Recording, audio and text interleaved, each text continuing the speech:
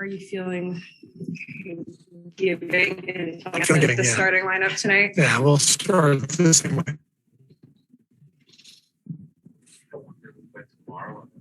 Hopeful. How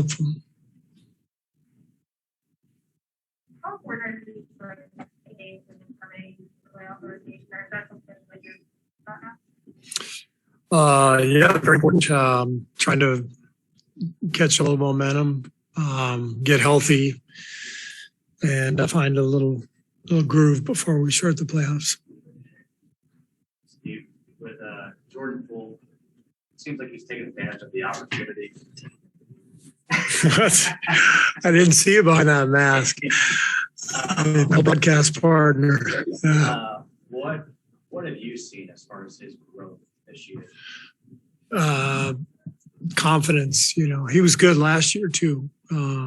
He really turned the corner last year and became a good NBA player. This year, he's got so much confidence and belief in himself. So even if he starts out slow, he has great faith that he's going to get going in a game, and he knows how quick he is, how shifty he is. He knows he can get shots up anytime he wants and create offense for us. So he's been great. What's like target area number one of what defensively needs to improve with this starting line? Transition and just maintaining our shell from transition till the rebound all the way through. Atlanta puts you in a lot of uncomfortable spots, so it's not an easy assignment, for a team to guard, Trae Young and all the shooters and the lob threat and everything else. And they picked us apart, so we've got to tighten things up tonight and have a much tighter shell. Hi, D.A. Didn't see you over there. What's happening? I'm good. All right. Can I take you back to 2018? Sure. How everyone got comfortable being uncomfortable. Understanding that there was another level that you all could get to that would require a certain sacrifice and understanding the bigger picture. Meaning? Well, you had a talented team, but it didn't get there. You guys have been to since, and I want to understand. I don't know if it was what you were saying, what Mark said before, what Draymond said every day, where you guys said, "Hey, we can be an elite team. We don't just have to be a playoff team." Yeah, I think it was already in motion. By the time I got there, the team was already good, and it was just a matter of building on the foundation that had already been built and seeing where we could take some necessary steps to get better. And biggest thing I remember is Andre Iguodala's sacrifice, going from starter to the bench, and that set a tone for everybody. And that tone was, here's an all-star guy who's willing to sacrifice, do whatever it takes to win. And everybody else kind of fell in line. And, some big personnel things happened that year. Draymond took over the starting job. Clay really came into his own, became an all-star. Bogut was fantastic, as our center, and the pieces all fit really well. But the foundation had already been laid. So it was a great time to come in and coach the team. Coach, how you doing, sir? Yeah. Kind of want to channel into your playing days a bit. So you, and I guess the position you're in now with the Warriors, does it remind you of any point, missing a star player, getting rest, and more kind of similar to your playing days with the Bulls or the Spurs? Do you kind of channel any recognizable season where you're kind of geared up and you're trying to make this run? Normally, everything that I do as a coach has a lens into my playing career and my experiences under the great coaches who I played for. And so there's things throughout the season where that factors in. In this particular case with the number of injuries and absences, honestly, I've never been through a season like this as a player or as a coach, where there's just been so many different moving parts. So I haven't really been able to draw on any past experiences. It's more so just a matter of trying to lean on the veteran guys on our team who have been here and won championships to help mentor the young guys who are trying to develop and advance at a rapid pace to be ready for the playoffs. And it really is a collaboration, but it's, these last 6 weeks or so have not been easy after the great start that we got off to. Andre was mentioning something to me about the potential of this might have to come together during the playoffs. It's obviously very risky, but is that something you're thinking about maybe trying to grow into the playoffs? Well, it's not risky because it's not our choice. It's just a necessity. So it's and I've seen that before, where teams go into the playoffs, whether it's, injury or slump or whatever, and they have to get tested and they have to pass that test. And when they do, they kind of spring forward. And that I agree with Andre. I think that may be what we have to face in order to take the next step. And I think we're capable of it, given our personnel and our experience. But it's not something that we're opting for.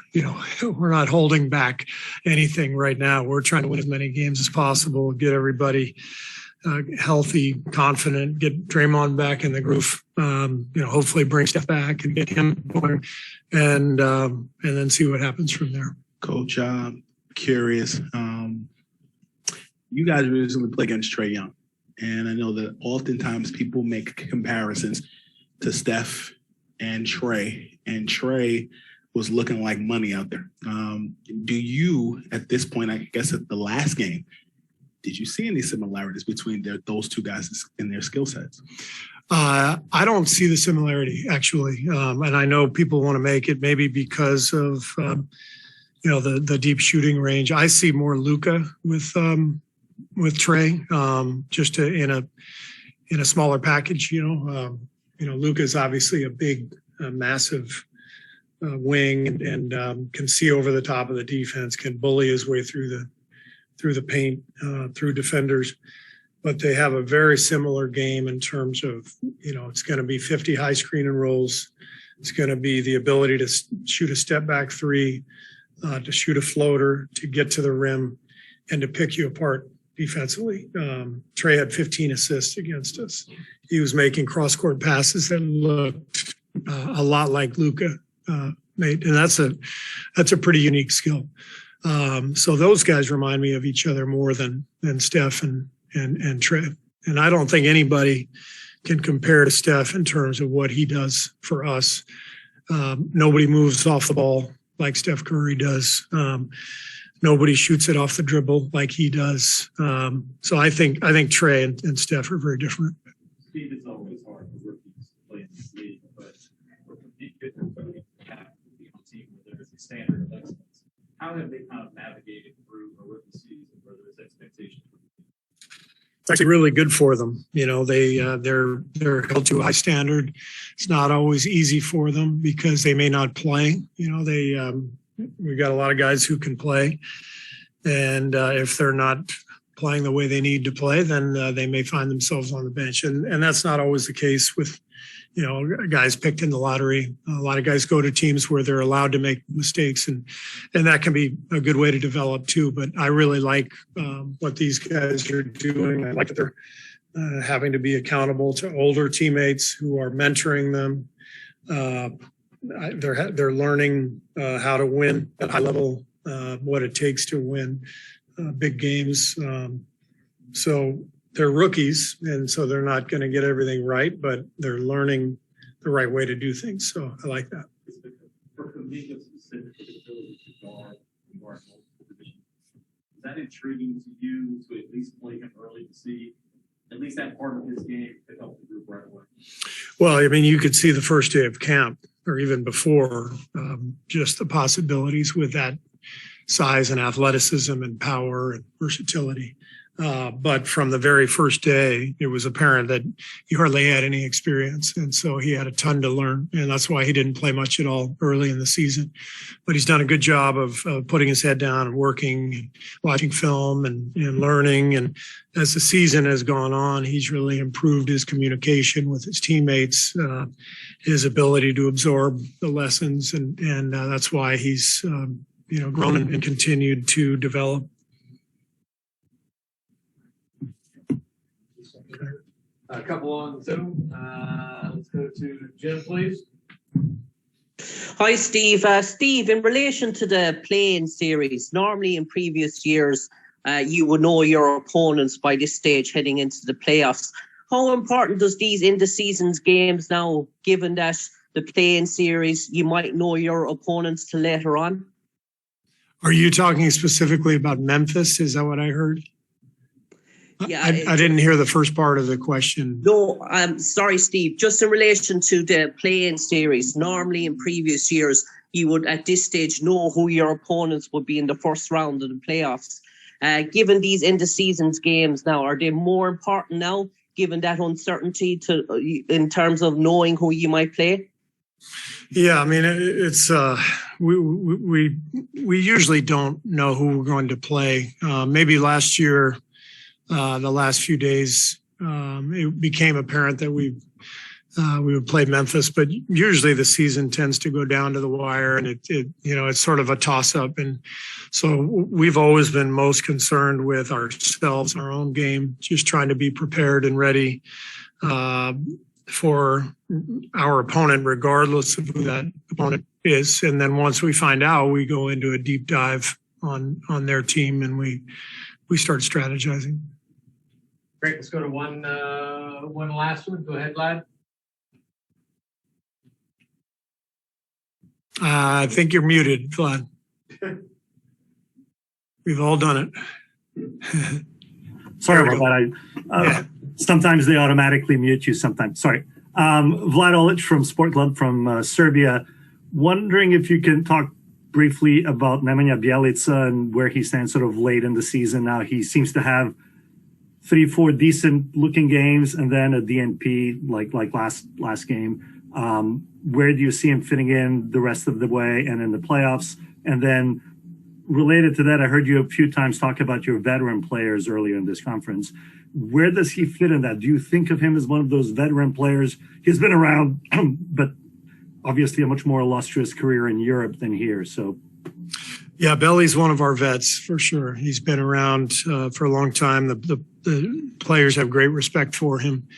I love coaching him. He's a really good player. I love the passing and the playmaking that he provides, the spacing. He's had some good games recently. And then the other night we decided to start a different lineup, which pushed him further down the pecking order, which was obviously tough for him. But his role is a similar role to several guys on the bench, where he's just got to stay ready. And I think that, he's going to be needed for sure down the stretch and into the playoffs. But each game is going to provide a different challenge, and the matchups will probably determine, Belly's role in each game. Great. Thanks. Appreciate that.